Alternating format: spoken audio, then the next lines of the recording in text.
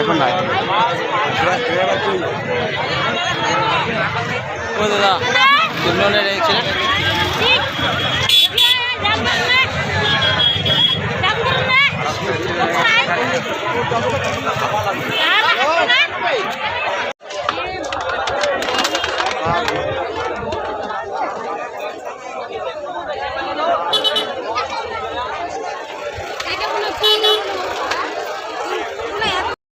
পথচারী শিশুদের বাঁচাতে গিয়ে রাজ্য সড়কের ধারের খাদে পাল্টি যাত্রীবাহী বেসরকারি বাসের। গুরুতর জখম পথচারী 3 শিশুসহ বাসের মোট 9 জন যাত্রী। স্থানীয়রা জখমদের উদ্ধার করে হাসপাতালে পাঠায়।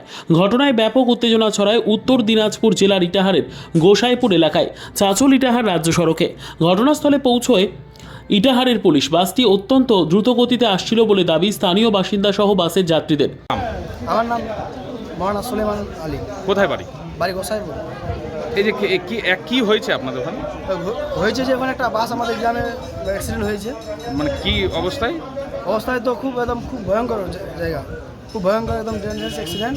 মানে আমার নিজের একটা ভাই, একটা ভাই আছে লাগে, ওর মানে দুটো পা নাই, পাটা একদম পাগুলো নাই, পাটা একদম ঘোরা হয়ে গেছে। মানে আশাপুর থেকে বাসটা আসছিল। কোন দিক থেকে?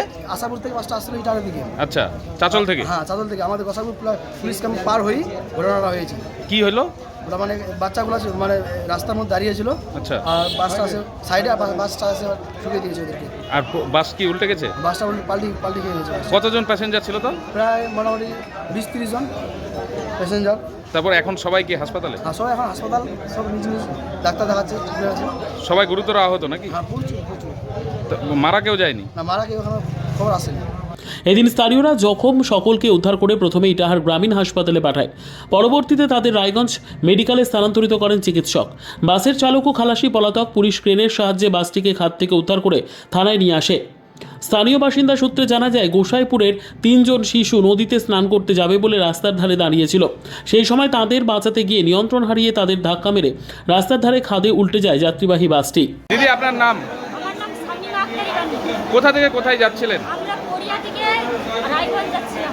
তো কি হলো হঠাৎ রাস্তায়? আমরা করতে পারছি না, আমরা পিছনে সিটে ছিলাম। আচ্ছা, গাড়িটা উল্টে গেছে। হঠাৎ করে উল্টে গেল? হঠাৎ করে আমরা করতে পারছি না। তো মানে তারপর কি দেখলেন? তারপর কেমন করে বেরোলেন? তারপরে আমাদের গাড়ি থেকে উপর থেকে ছাদ এমনি করে বার উল্টে গিয়ে আমাদেরকে বের করেছে।